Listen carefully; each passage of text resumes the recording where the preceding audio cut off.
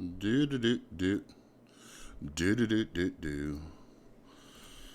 I'll give you all my full beautiful face for a minute while I share this. La da da.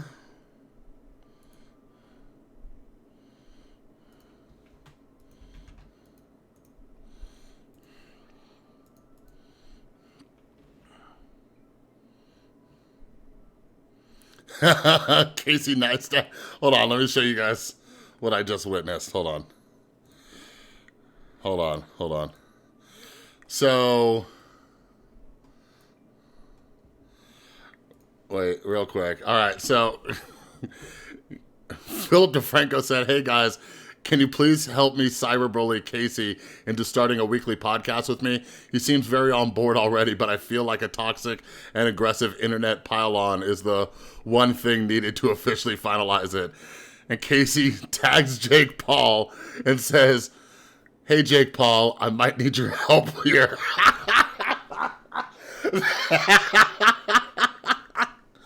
Oh.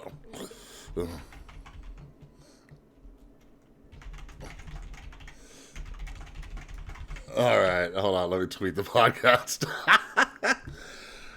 See, like, you guys, like, it's not cyberbullying. There's just, like, some good trash talk. It's fun.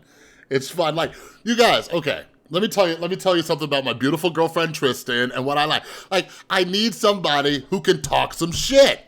That's what I need. All right? Like, I don't know, and I feel like that's, like, man, it's something people need to learn it to laugh at themselves and just like, all right, what I did was kind of silly and dumb. Oh, like it's all good. We're all just trying to get through this thing that we call life. You know what I mean? All right. The live stream of the next podcast episode. We ask the question, is all criticism equal? This is one I really hope people tune into, and I hope creators see it as well. All right, everybody. Is anybody in here? Hey, oh, I got Daily. And who's that? Dancy. Oh, Dancy is my life, bitch. What's up, girl? What's up, Daily? All right. Hold on. Let me bust out my notes real quick for this episode. Okay, cool. All right. This is something I've been meaning to talk about for a long time. So let me do this. Let me do my little intro real quick. All right. Hello, everybody, and welcome to another episode of A Different Lens podcast with your host, Chris Boutte. And here at this podcast, we try to take a look at different topics and dive deep into them and, I don't know, just kind of think about them, talk about them, discuss them. And today we're going to be asking the question, is all criticism equal? So again, this is episode 4, I believe, and I'm still streaming it on YouTube. So anybody who has not subscribed to the YouTube channel, come on over to the Rewired Soul, check it out if you want to see my lovely face as I talk about this subject. But anyways, criticism, it's important. Criticism is something that we all have to learn how to deal with, but is all criticism equal? So the starting point is this. I just finished an amazing book. Well, I didn't just finish it. About a month ago, I read a book called Daring Greatly by Brené Brown. Those of you who don't know who Brené Brown is, you better ask somebody. Brené Brown is awesome. She's like even friends with Oprah. Like, and you know, if she's friends with Oprah, she's got some good stuff to say. But anyways, she is a scientist, and she studies things like shame and guilt and talks a lot about psychology and everything like that. And in her book, Daring Greatly, one of the topics that, you know, the reason why it's called Daring Greatly is talking about criticism. So I don't have her quote, but it's not her quote. She actually titled the book after something Theodore Roosevelt said, okay? And in the live chat, I see some people know about Brene Brown. Yeah, Brene Brown is amazing. I still need to watch, so if any of you out there don't know, she has a Netflix special and I still need to watch it. All right, but anyways, in Daring Greatly, I found a Medium blog post from Hannah Kowalczyk Harper. But anyways, it's a quote from Theodore Roosevelt. So let's get started by reading this, all right? And this, let me set the scene for you a little bit.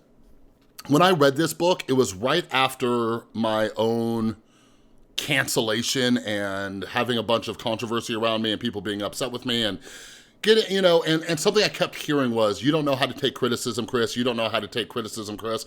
And it kind of stung me to the core because part of my own mental health journey has been trying to constantly learn, trying to improve myself and everything like that. And I was looking for books to just help me, I don't know, improve my perception on life. And that's one of the reasons I have this podcast. But anyways, I came across this book called Daring Greatly by Brene Brown.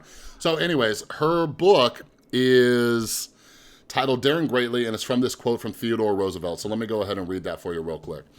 It is not the critic who counts, not the man who points out how the strong man stumbles or where the doer of deeds could have done them better. The credit belongs to the man who is actually in the arena, whose face is marred by dust and sweat and blood, who strives valiantly, oh man, I look silly, who errs, who comes short again and again, because there is no effort without error and shortcoming.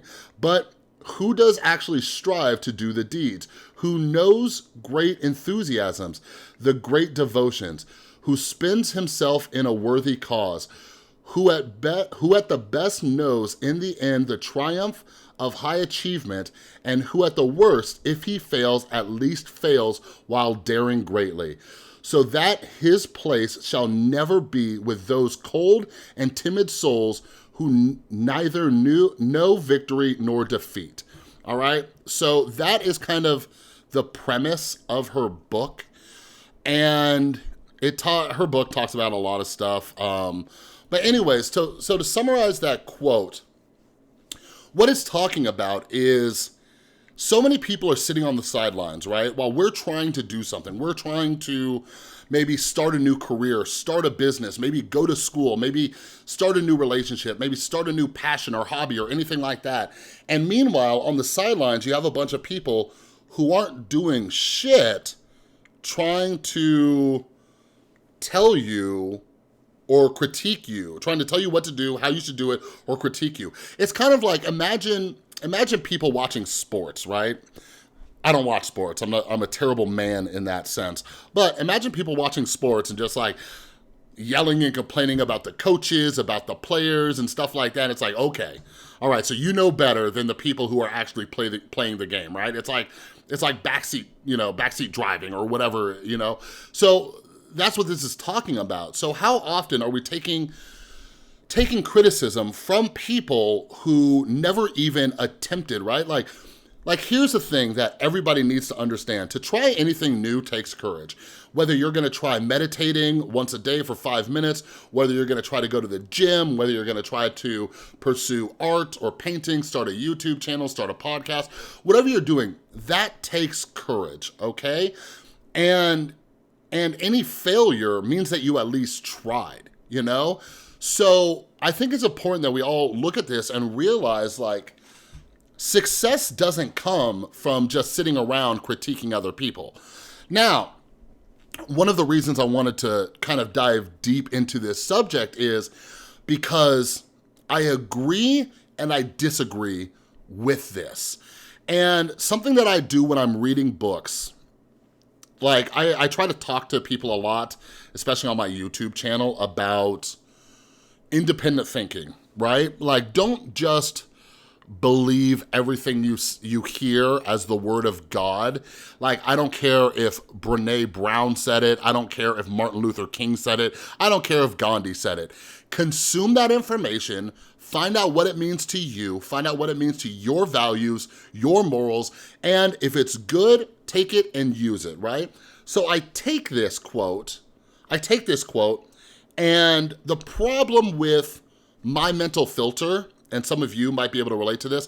The problem with my mental filter, and I know other people struggle with this, is I can figure out a way, or my brain, my mind can figure out a way to take this quote and say, oh, and it could boost my ego, right?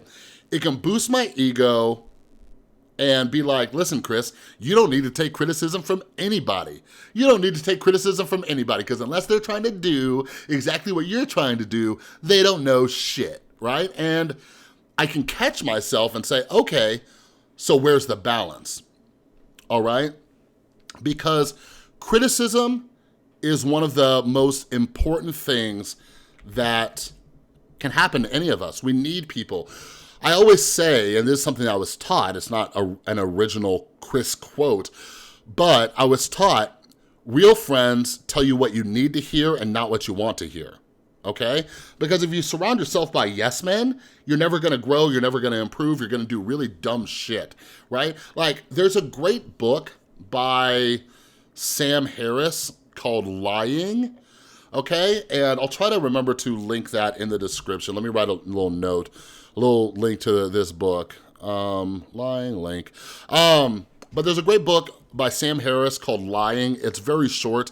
I do audiobooks, and the audiobook was maybe like an hour, right? But it talks about how, like, all these different scenarios for lying, right? And when is it okay? And Sam Harris argues that it's never really okay. So let's say, for instance, I have a friend who wants to become an artist. They want to become a painter. They want to become the next Picasso, right? And they start painting, and they're showing me their work. Now, their work is god-awful, okay? Well, they're my friend, so I lie to them and say that their work is good because I want to spare their feelings. So now this person takes that information and says, oh my God, I'm really good at this thing. I'm really good at art, right? So they spend more time, more effort. They keep painting, right? And then they start running into the issue that nobody's buying their paintings. Every time they go to a gallery to try to put their paintings up for show, nobody's doing it, right? And they are just completely confused and completely baffled. And why? Because I didn't tell them the truth, right? So this is why it's important to have friends, or to be that friend where, you know, what you need to hear versus what you want to hear, right? In my opinion, there's a balance. Like, how do you tell somebody what they need to hear without being a dick? You know, like, so if this hypothetical friend came to me and their paintings were awful, like, I'd be like, you know, I would ask him and say, do you want my honest opinion? You know, and then I would say, hey, it kind of looks like this, but I would still encourage them to pursue it and things like that. But one of the issues that we face in the world, like, you might have run into this yourself, but people keep egging somebody on to continue doing something that they're failing at. And that goes into a whole tricky situation of, like, perseverance and knowing when you're wasting your time and when to give up. You know what I mean? And that is for every man and woman out there to discover. But getting back to criticism, we need it. We need it, right? But the reality is that not all criticism is created equal. So about a year ago at this time, I think I don't even know. You guys want to check this out with me? Here, let's go take a trip back in time real quick. Let's check out a little thing called Social Blade. Oh, whoops, misspelled that. Social Blade, okay. So, the Rewired Soul. So let's see, where was I May 2018? By the way, I'm pretty sure I'm gonna work on a video about how Social Blade, like, if any of you know what Social Blade is, if you're watching it, so terrible. Because this right here does not show you the full story. Anyways, let's see, April, May. Oh, May. Is this May? Yeah, so May, I was still at monthly subs. Wait, does that even show it? Anyways, my channel is still pretty small. I was at like 5,000 subscribers. But anyways, anywho, around that time, I put myself out there for the public. My channel was growing and everything like that, right? So as a public figure, I need criticism, especially when I am creating content for an audience. So that's where I don't 1000% agree with Brene Brown, right? Because Brene Brown is saying, like, only take criticism from your peers. But as a content creator, I'm creating content for my audience. You know what I mean? So I do need to take their criticisms into consideration. But is all criticism created equal? And in my opinion, the answer is no. And throughout this episode of this podcast, I'm going to explain why that is. So the other day I was listening to a comedian. This comedian uses foul language, so I will be too. And by the way, this whole podcast is uncensored. I like to talk about deep subjects, but also keep it real, if you know what I mean. But anyways, this comedian was talking about how, you know, the current landscape online, and everybody's spouting out their opinions on things and everything like that. Like, he believes his bit was talking about how he feels it was started by reviews. So first he talks about how, like, back in the day, and I was about as old as he was, so he was saying something along the lines of like there used to not be reviews. Like, you couldn't just go online and leave reviews. And he talks about how, like, if you went to Applebee's or something, like, if you went to Applebee's and you had a bad experience, like, you pretty much just had to go home and shut the fuck up, right? Like, that's what it was. You didn't get to complain about it online or anything like that. So, so yeah, like now, and he talked about now how you have people who complain about everything. And it started with, obviously, Yelp and Google reviews and everything.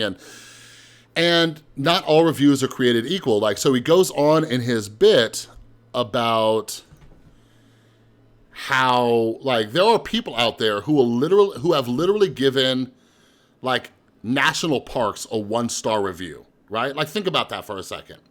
There are people out there who are so cynical, so angry and upset that they have given a national park a 1-star review, okay? So is their criticism valid?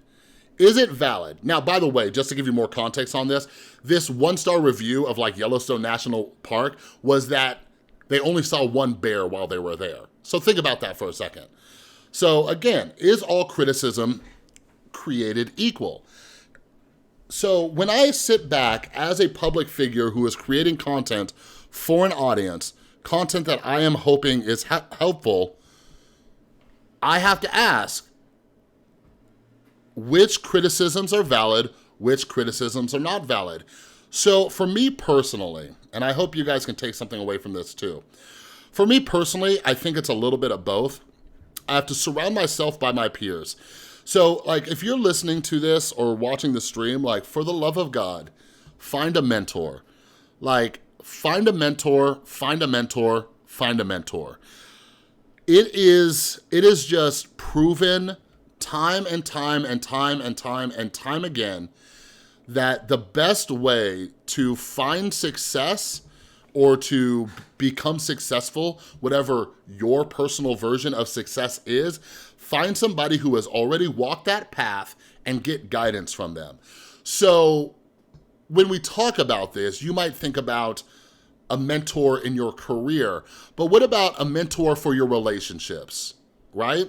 Like, if I was still single and I was looking for the right person, right? Or no, let's do this. I'm in a lovely long-term relationship, right? So, like, if I wanted help with the relationship I'm currently in, I would probably try to find somebody who's been married for 30 or 40 years, right? It makes sense. It makes sense to find somebody who has done this. Like, would I rather get advice from somebody who's been married for 30 or 40 years, or would I want to find somebody who's been divorced 5 times? Which one, right? So find a mentor who has been through what you've been through, right? So I have mentors in, you know, the YouTube sphere. I have mentors in the business sphere. I have mentors for my sobriety. I have mentors for my mental health. I have mentors for, just living a better life and friendship and everything like that, right? So do yourself a favor, go find a mentor. Now, the trick is, if you find yourself a mentor, take what they say seriously and at least try it. Like, mentors are meant to give you suggestions, okay? So in the realm of 12-step programs, a mentor who gives you criticism on a regular basis is somebody who's been sober. So I've sponsored a couple guys. I've had a couple sponsors, and these are people who have stayed sober, so they teach me what they did to stay sober. Real easy, all right? So their criticism is something that's valid. So going back to being a content creator, so I have YouTube mentors. I have mentors who are YouTubers who have grown a channel, have grown an audience, and everything like that. And they, I talk to them. I also have peers. So there was a book I read. Which book was it? I think it was Ego is the Enemy by Ryan Holiday. I'll link that down in the description as well. Ego is the Enemy. So anyways, he talks about the idea of plus, minus, equal, all right? So you want to find a plus. You want to find a plus. This is like a mentor. You want to find somebody who is above you, who is better than you, who has more experience than you, in whatever you're trying to do, all right? So whatever you're trying to do, find somebody who has walked this path before you, okay? Then you also want to find your equals. You want to find people who are on the same level as you. So, for example, in the YouTube sphere, I have people who are currently on the same path as me. We talk, we toss around ideas and everything like that. All right, then you want to find minuses too. And what that means is, like, find people who you can help out and pass along your knowledge. You see what I mean? In my opinion, like, that is one of the greatest gifts that we can do. Like, if you've been through something, use that knowledge, use that wisdom, and pass it along to somebody else, okay? So anyways, this is if you're trying to improve yourself. Now, criticism. Going back to your audience, okay? Like, how much criticism is valid? And when you are trying to pursue something and being a public figure in any way, shape, or form, whether it's a YouTuber, an Instagrammer, someone on Twitter, maybe you're trying to be an author, or maybe you're trying to be, I don't know, a singer, or an actress, or an actor, or anything like that. Like, it's important to filter out the criticisms that are coming your way, because as we've discussed, not all criticism is created equal, and not all criticism is valid, but some of that criticism is valid. You see what I mean? And we need to take that in, but some of us take that criticism way too personally. We take it way too harshly. And it's important to sit there and ask, who is the source of this criticism? And that is when Brené Brown's quote comes in. Why do I keep saying Brené Brown? It's a Theodore Roosevelt quote, all right, about daring greatly. Like, we have to look and understand the people critiquing us are not always on our same playing field. They don't understand the struggle. They don't understand the work. They don't understand it. And you are the only person who is living in your reality. You are the only person who knows all of the information that is getting thrown at you. So I do have empathy for people who give me criticisms because they don't understand, right? Like, there was another book I was reading from Charlemagne the God, and he talks about how some of his anxiety comes from all of the input that's coming in, right? Like, when you are a public figure or you're pursuing something, you're getting contradictory information all the time. So I'll just use my YouTube videos for an example. Some people say, your videos are too long. Some people say your videos are too short. Some people say, I love how you keep your editing simple. Some people say, I wish you did more with your editing. You see what I mean? So in the process of receiving criticism, you're getting a lot of contradictory information. And that's when we need to start filtering out that information.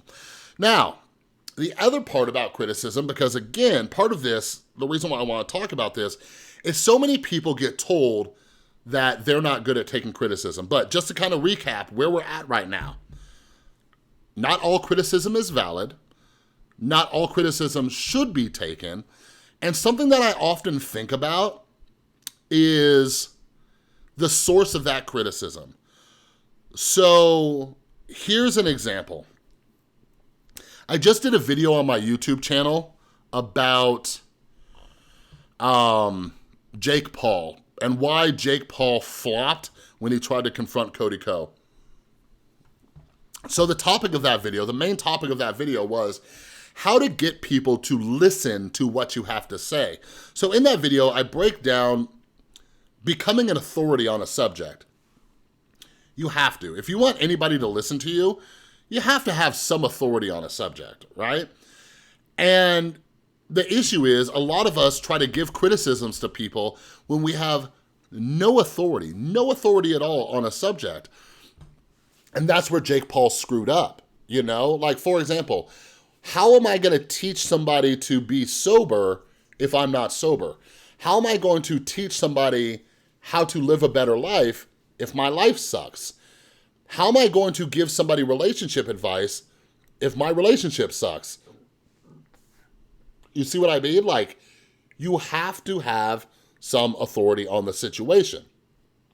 Now, one of the things with the internet is, the internet gives people a place to be completely anonymous.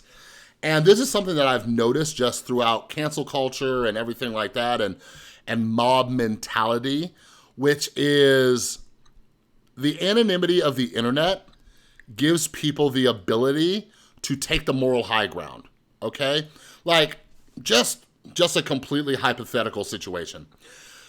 Somebody who just got finished, like, beating their wife or being emotionally abusive to their spouse or children, they can then go online and then tell you how awful of a person you are. Like, I want you guys to picture that real quick. There are people who can do the most crazy things and then come out online and discuss, you know, morality and take this high ground. And it's easy because nobody knows their full story. Nobody knows who they are. Nobody knows anything about them. Excuse me. So this is something that I learned very early on in my YouTube career. So if any of you out there, I know a lot of you listening to this aren't YouTubers, and I want this to be applicable to everybody. So maybe you'll start understanding, by the way, the mindset of creators and things like that. But I also hope this information helps you when you're going back and forth and arguing with people online and things like that. Like, why are you letting these people get under your skin? So for example, here's a great example. And for everybody watching the live stream, I'm minimally watching it, just so you know. But if you guys have questions or comments about criticism, I'll try to get back to them. But anyways, here's a great example. When I first started out on YouTube, I was making videos about mainly sobriety, right? And I had a lot of opinions about, you know, sobriety and 12-step programs and alternatives to 12-step programs and harm reduction and all sorts of things. And I'll never forget this. This was very early on. I don't even think I had 1,000 subscribers at this point. And there was a woman who was like systematically going through my videos, just calling me a fucking idiot, telling me I don't know what I'm talking about, da-da-da-da-da-da-da-da. And I'm like, oh my God, like, maybe I don't know what I'm talking about, excuse me. And then I realized, like, I clicked on her profile finally after she's bombarded me with all this, you know, quote unquote criticism. I click on her channel and she has a few videos recorded from her cell phone, right? So she's not like a YouTuber. She's just somebody who got on YouTube and she records some videos. Well, anyways, the videos she had up, she was clearly high in them, all right? Not only was she clearly high, but she admitted to taking things like prescription opioids. And she was like, you know, like, you guys can't see me if you're listening to this podcast, but I'm kind of waving around just like a high person is, like how I used to be. And that was kind of one of my first like run-ins with, okay, so not all criticism is valid criticism. Like, there is somebody telling me I don't know what I'm talking about when it comes to sobriety, and this is somebody who is actively abusing drugs. Like, I don't know who is on the other side of that monitor, all right? And this has happened many hundreds, if not thousands of times since my channel has grown and I've become more of a public figure. Sometimes I get bored, and I don't look at everybody who leaves a comment, but sometimes I get bored. I'm like, who is this? Who is the person leaving this comment? Because I want to see, like, are they a plus, a minus, or an equal, right? Like, who is this person leaving this comment? And it helps me understand how seriously I should take their criticism, because again, not all criticism should be created equal, right? Like, who are you going to take advice from? Are you going to take advice on your taxes from like a 3-year-old? Of course you're not. You know what I mean? So all criticism is not created equal. So anyways, I've seen this hundreds, if not thousands of times, where I've investigated the person. And a great example is, I think Boogie2988, he's another YouTuber. His content for me is hit or miss. He does a lot of commentary, but I agree and disagree with him, but I watch him, like, I respect him enough to at least hear his opinion on different subjects. But anyways, something he's talked about is how, like, Boogie is very active on Twitter, and sometimes he'll have somebody yelling at him on Twitter, calling him an awful person, whatever it is, and he will click on their Twitter and he'll go through their tweets, and he sees that this is just a really fucking angry person, right? Like, a really angry person. So as we're taking in criticism, like, so should somebody who is perpetually angry, complaining about everything, yelling at people on Twitter, like, that's all their Twitter is made of, should their criticism, quote unquote criticism, be taken that seriously? Because I then have to look at their perspective. Their perspective is they might just fucking hate everything. Like, this is somebody where I will never please them. And when we're talking about criticism, I think it's important to understand too that we're not going to be able to please everybody. We're never going to be able to please everybody.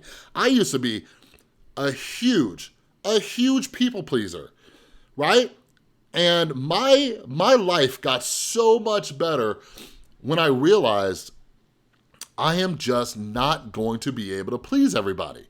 There are people who are going to hate everything I do, no matter what. Now, some people might say, oh, well, that's just an easy way to not take criticism. No, it's a fact, and we've all met people like that, where nothing ever makes them happy. By the way, if you have those people in your life, get them the hell out of your life. They are way too negative. They got to work on their own shit. Then you can bring them back into your life, okay? But you are never going to please everybody, all right? So we have this type of person who criticizes people who is just perpetually angry, perpetually upset, right? Now, the other thing that we have to understand is that I don't ever like commenting on intelligence. I just think that people have delusions of reality. So I don't like calling people dumb or anything. Like, if I say dumb, it's usually in a joking way, but I don't like commenting on people's intelligence.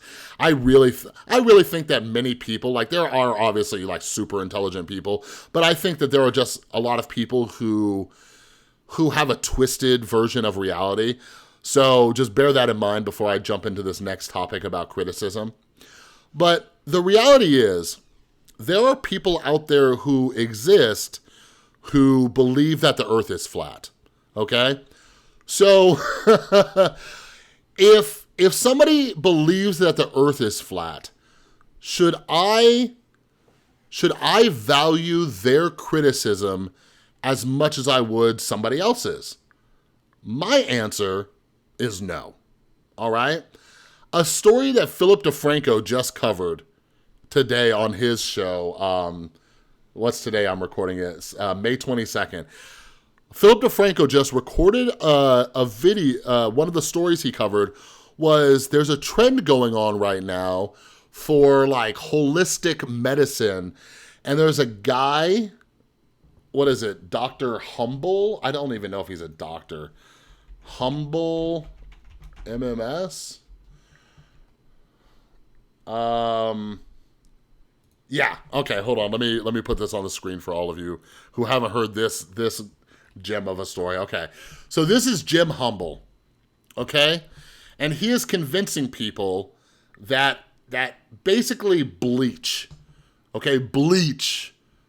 All right, let me repeat that for the people in the back. Bleach. This guy is preaching that basically bleach, he says, it has proven to restore partial or full health to hundreds of thousands of people suffering from a wide range of disease, including cancer, diabetes, hepatitis A, B, and C, Lyme disease, MRSA, multiple sclerosis, Parkinson's, Alzheimer's, HIV/AIDS, malaria, autism, infections of all kinds, arthritis, high cholesterol, acid reflux, kidney or liver diseases, aches and pains, allergies, urinary tract infections, digestive problems, high blood pressure, obesity, parasites, tumors and cysts, depression, sinus problems, eye disease, ear infections, dengue fever, skin problems, dental issues, problems with prostate, erectile dysfunction, and the list goes on. Holy shit. The list goes on past that. Tristan, did you just hear all the things I listed? Tristan's playing The Sims right now. Okay, so anyways, you guys, there is a man out here named Jim Humble who is telling people that bleach can cure all of these things, all right? Now, I think the reason why I think Philip DeFranco mentioned the reason why he hasn't gotten in a lot of trouble is because he doesn't say it'll cure, but he says it has proven to restore partial or full health. So listen, all right? So the fucking like the CDC has had to get involved, or is it the CDC or like the National Health Organization, like just all these organizations have had to put out statements telling people to quit taking bleach to try to cure your ailments. And they talk about how dangerous that shit is, okay? So do you guys understand? Okay, so getting back to the topic of criticism, there are people out there who believe the world is flat. There are people out there who are giving bleach to children thinking that it's going to cure autism, all right? Like, and I get it. Like when people are suffering, they are more susceptible to believing these types of things, right? So having a child who is struggling with autism, or if you or a family member is struggling with one of these 50 billion illnesses that Jim Humble has listed, it can be easy to be like, you know what? I will try anything. I will just try anything, right? But the point that I'm getting at is, in the realm of the internet, all criticism is not equal. Sometimes I have to look at this. Sometimes I have to look at who is criticizing me, and I have to ask myself, what are their beliefs? What are the things that they believe in? Right? Is this a person that believes they should drink bleach? Because if they are, I don't think I'm gonna take their advice on many things. You know what I mean? And like that's where you know, like Jake Paul, like, he screwed up. Like, if Jake Paul was confronting somebody who said, like, money can't make you happy, right? Like, he would have an argument. Maybe he could say, like, oh no, see, I've made money, it makes me happy. You see what I'm saying? Like, he'd have some sort of authority on it. But in the realm of criticism, I constantly have to look at my comments. I constantly have to look at people tagging me on Twitter. And I have to ask myself, so when we are receiving criticism, we have to ask ourselves, what is the source? What is the source of this criticism? Now we get to gauge it and say, okay, is this criticism that I want to take? Is this criticism that I should take seriously, right? So here's a good example. Like, when I was dealing with my controversy, I had a lot of people saying, like, delete your channel, you know, get off the internet forever, right? Like, should I take them seriously? Like, you know, I know in their lens, they think that I should just disappear for the rest of my life. But from my lens and my worldview, I don't believe in giving up. I believe on self-improvement, you know, and pursuing what you want to do and figuring out where you steered wrong and learn from it. And I actually replied to that comment, you know, quite a few times. I was like, sorry, like, I feel bad if you think that once something happens, you should just quit or give up. Like, I am not somebody who gives up. Like, you guys, like, whoo, like, hate me all you want, you know, but I am not somebody who gives up. The reason being is 7 years ago, right around this time, because I'm coming up on 7 years sober, I almost gave up on life. I almost said, you know what? I cannot kick this drug addiction. I cannot kick this alcoholism. Just, I'm ready to die. I'm ready to die. You know what I mean? And I didn't give up. Like, there was a point where I thought everything was so hopeless that I should just give up on life and just die, right?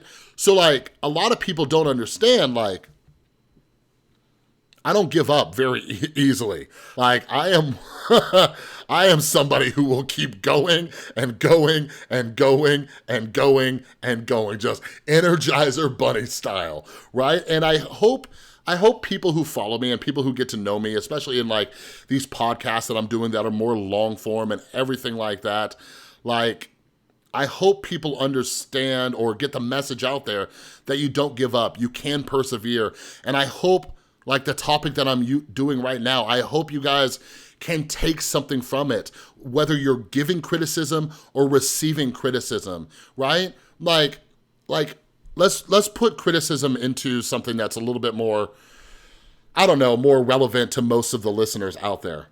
Let's say you're at your job, okay? Let's say you made a spreadsheet, all right? Now, if the janitor comes up and tells you that your spreadsheet sucks, and by the way, no knock to janitors. Janitors are legit, like, fucking cool. Like, that's a job I don't want to do, so do your thing. But what I'm saying is, does the janitor at your office know about spreadsheets? Probably not. Now, they might, but chances are probably not. Or they might be working with you making spreadsheets. So, if the janitor walks past your desk and says, that's a dumb spreadsheet, like, are you really going to take their criticism to heart? But if your boss comes to you and says, yo, this spreadsheet you made sucks, you might take that criticism a little bit more seriously.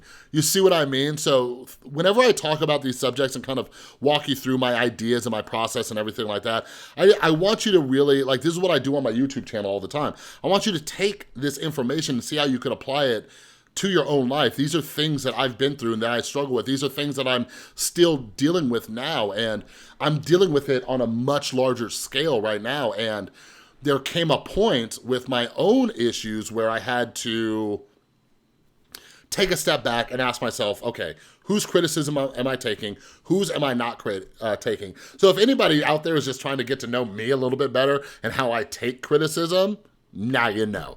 But if you're looking to understand how you should take criticism and all the ins and outs, and, you know, something I'm hoping to get across with this podcast is everything isn't so black and white. We started this podcast by quoting Theodore Roosevelt, which basically says, don't take criticism from people who aren't doing the same thing that you're doing. And I don't think it's that black and white. I think it's a little bit more nuanced than that. You see what I mean? So I hope my podcast, the goal of this is just to get people's wheels turning and thinking about different things, right? Rather than, because the reality is, like, if you're a people pleaser, if you're taking everybody's criticisms to heart, you are going to drive yourself nuts, all right? So I really, really hope you guys gained a little insight on this topic. But anyways, anybody who is listening to the podcast, make sure you subscribe or follow the podcast wherever you're listening to it, on Spotify or iTunes or Google or whatever it is. And make sure you follow me on social media at The Rewired Soul on Instagram and Twitter. And make sure you check out the description of this podcast. I linked a couple books: Lying by Sam Harris and Ego is the Enemy by Ryan Holiday. I think I'll even link the Charlemagne the God book, which is called Shook Ones. All right? But thank you so much for joining me once again on another podcast. I appreciate you. All right, everybody. I'm going to stay on stream just for a little bit and catch up on your chats. That was the podcast. I was recording it. I like people keeping me company. I was thinking about doing this on Twitch, but I felt this was a video that I wanted on my channel. So let me see here. Jen. All the people drank the pill, I'm sure. They all believe in the same thing. The world is flat. Vaccine causes autism, and now this. They will also believe everything they read on Facebook. Yep. Hey, Jen, I'm here, girl. I'm here. Calm it down. I'm gonna stay around for another 5 or 10 minutes. Mariana Castro Salazar. What about if I drink and my mom and dad tell me that I shouldn't drink, but they do it 24/7? Is that valid? Is that criticism valid? So Mariana, go check out the video I did on Jake Paul. It's difficult. Like, I'll never forget. When I was young, when I was a child, like, my mom was an alcoholic until I was 20. Hey, Alyssa, you never told me how the finals went. What's up with that? Alyssa, how'd you think they went? All right. But anyways, Mariana. So I remember being a child. My mom was an alcoholic the first 20 years of my life. I didn't start drinking until I was 18. But when I was young, like 10, 11, 12, I remember my mom being drunk, telling me, don't ever drink. Right? She's like, it runs in the family. You know? And yeah, I'm like sitting there. I'm like, first off, I wasn't planning on drinking. But second off, why would I listen to you? You're fucking drinking all the time, right? And something my dad used to say all the time, which it never made sense to me. It makes a little more sense to me today. But my dad used to always say, it was more jokingly when my dad said this. My dad said, do as I say, not as I do, right?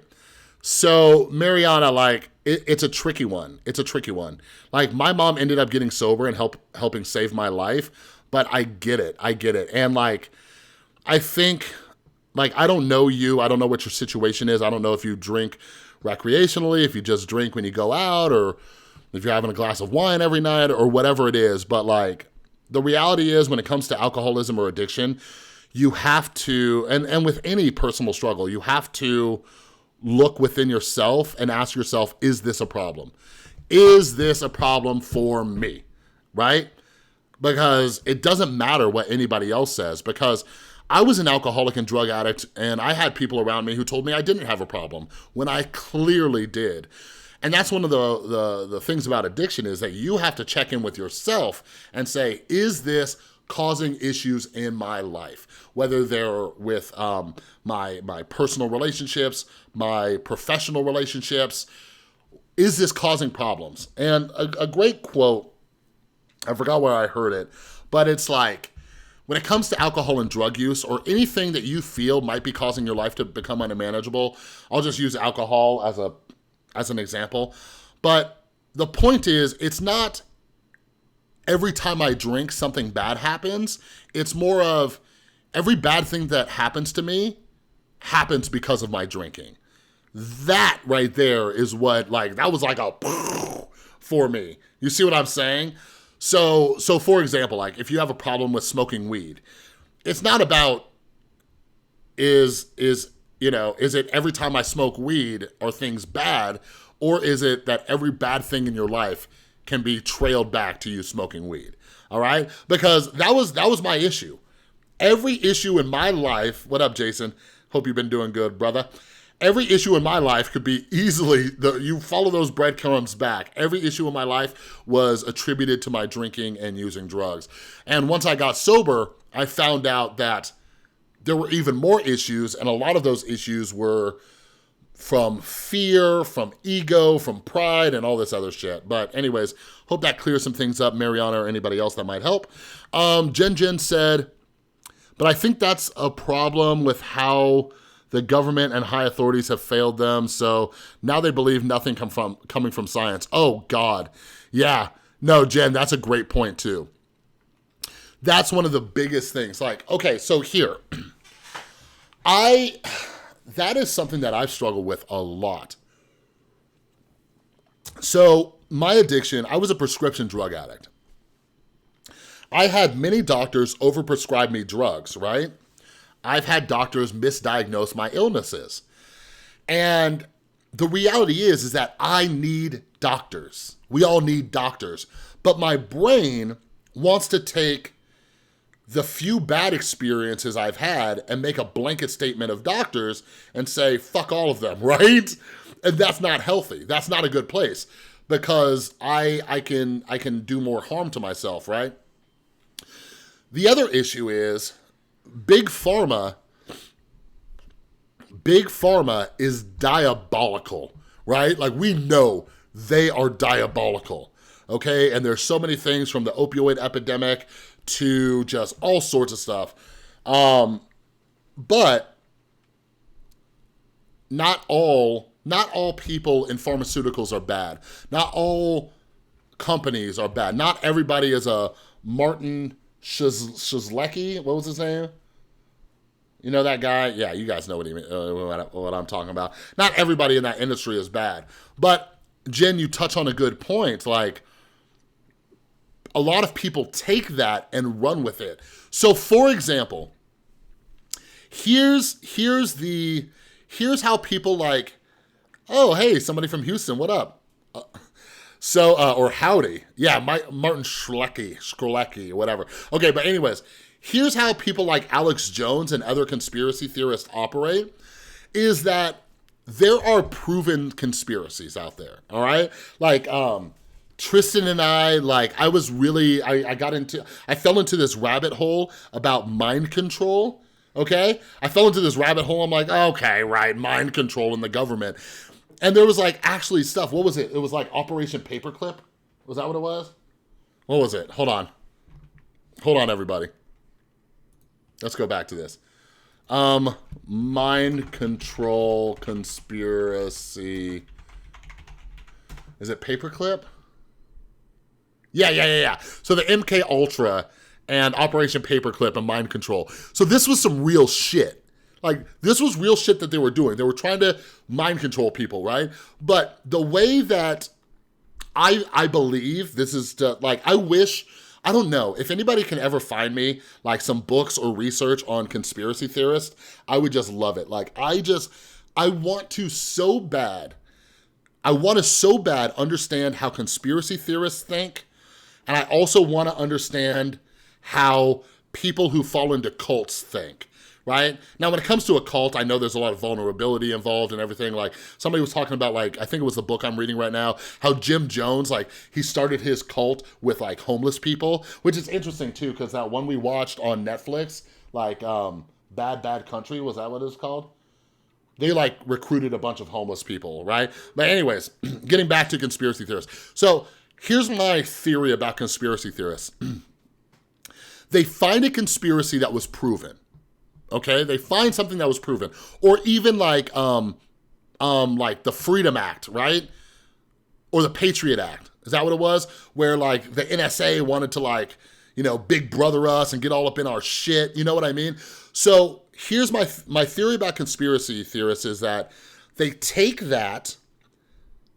these ones that have been proven, they take some shady shit that the government has done, and they use that as this kind of like rationality that everything's a conspiracy, right? The earth is flat, the moon landing was fake, everything. Just so many things. And they base it off of these very small instances, these very rare instances. Like, for example, here's something that I talked to my son about. So my son got really into like Shane Dawson conspiracy theories. And here's a couple that my son is... Oh, Tristan, Dylan was like binge watching Shane Dawson old videos the other day, like when he was here. It was funny. But anyways, so my son would watch conspiracy theories. And okay, so I don't know all the ins and outs of this one, but there's a conspiracy out there that we're in a simulation, okay? And I know there's some people who are like theoretical physicists and like people way smarter than me. Way smarter than me, right? But I don't know. Like, okay, cool, do your thing. All right, like I want to research that because it's kind of interesting to me. But anyways, here's the point that I'm getting at. Like, especially in the context of like Shane Dawson, like, and he's probably researched it a ton, but he really dumbs down conspiracies. But anyways, like the message my son got, and he was like 8 or 9 at the time, was that we're all in a simulation. Maybe there's like an alien species who is like operating us. Like Tristan just downloaded The Sims, right? And like there's a conspiracy that we're in a simulation and it's almost like The Sims. And I talked to Dylan, I talked to my son, I'm like, Dylan, how did you spend your day, right? Like when this happened, I'm like, how did you spend most of your day? He's like, I laid on the couch watching YouTube videos. I'm like, yeah. I'm like, do you really think that there is anybody out there, like a more intelligent being, like a higher level of intelligence that really wants to sit around and watch some kid watch YouTube all day long? And he's like, no, that'd be boring. I'm like, exactly. You know what I'm saying? But anyways, like, what's another one? So I think about the 9/11 conspiracies, I'm not a fan of conspiracies because here's the thing. And here's something I told my son too. Like, if you told one friend a secret, what is the chance that that one friend will tell that secret, okay? Like, think about that for a second. You tell one friend a secret, what are the chances that that one person tells the secret? Okay, now, let's say you tell a room of 20 people a secret. What are the chances that all 20 of those people are going to keep this secret? Very, very slim. One of those motherfuckers is gonna tell this secret to somebody. So when you look at a situation that happened on such a large scale, like 9/11, think about the hundreds, if not thousands, if not millions of people who would need to be involved in that conspiracy. Then you would have to believe that every person involved in that conspiracy was able to keep a secret for what? It's been almost 20 years? Like, that's just not how human beings are. Unless there is another machine like the Men in Black shit where you can erase people's memories. All right? I'm gonna stay on for another 5 or 10 minutes. Let me go through this. So, I love how an anatomy teacher of mine in high school, Jason said this, an anatomy teacher in high school of mine would say that we should be informed consumers of our healthcare, not to WebMD our doctors and think we know more than them, but to ask a question. So Jason, I was just reading a book. Let me see if I can find it. I had to stop listening to it. It's a whole story about how Tristan ruined that book for me. But, what was the book? Okay, this book right here. Let me show you. I ended up returning the book. By the way, Audible is so legit. Like, if you start reading a book and you don't like it, like, you just fucking return it. Anyways, here it is. It was this book right here, and it was called The Death of Expertise, right? So Jason, like, this is what it was talking about. How, like, we're living in a time where, like, people question experts. Like, when I see people questioning scientists, like the smartest people in the world. But anyways, basically, the reason I stopped reading this book is because this guy just he sounds a little too pretentious and up on his high horse, and it left a bad taste in my mouth, which I wouldn't have noticed had Tristan not brought it up to me. But yeah. So, you see your parents doing it, and it's all you know, and it's easy to follow into it. Yeah. birds or drones. What did Daly say? I mean, I have conspiracies pop up in my head because my brain is anxiety ridden and imaginative as fuck, but I usually laugh at them or they're just sarcastic, not super, yeah. Yeah, no, I think, and Daly, that's a great point too. I think people who struggle with anxiety, they come up with a lot of conspiracies, right? And at a certain point, we have to ask ourselves, like, when have we crossed into the realm of paranoia, you know? So yeah, all people serve a Jen says, all people serve a purpose. Maybe this is people provoking something so bad like the measles outbreak here in NYC will be instruments into making big pharma slow their roll. Yeah, it's crazy. But like, well, the problem is that what we're seeing with people like not listening to experts is like the measles outbreak is a great example. Like the thing that just pains my heart more than anything, and this is why I am just so against the mass spread of misinformation, is the guy who started the narrative that vaccines cause autism, like, it was completely debunked. That guy like lost his medical license, and now there's been like an entire like almost like cult movement based on a guy who was proven to be doing some like crazy shit just for money and fame and notoriety. And this was a decade ago, and people are like, okay, even though they proved him wrong, and he like lost his medical license and faked a bunch of research and studies, I still think vaccines cause autism.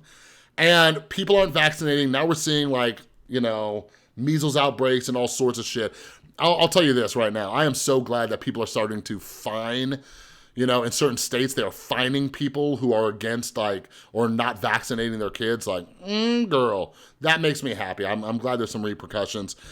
But it's really, I don't know. I think it's even deeper than that, because not only are you putting your child's life at risk, you're putting other people's children at risk too. You know what I'm saying? So anyways, yeah, listen to the experts, like Jason said, listen to the experts, question things, do your own independent research. I think the most important thing any of us can do is look at peer-reviewed research.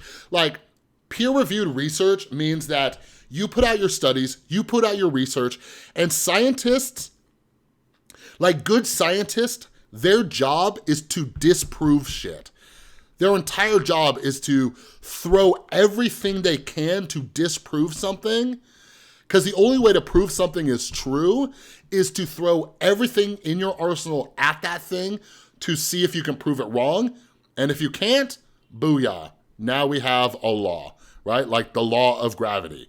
Like, you can keep trying to jump off buildings, but gravity's still there, baby girl. Ooh, I don't know, Ollie. But anyways, thanks everybody for hanging out. I love you all. I'll see you soon.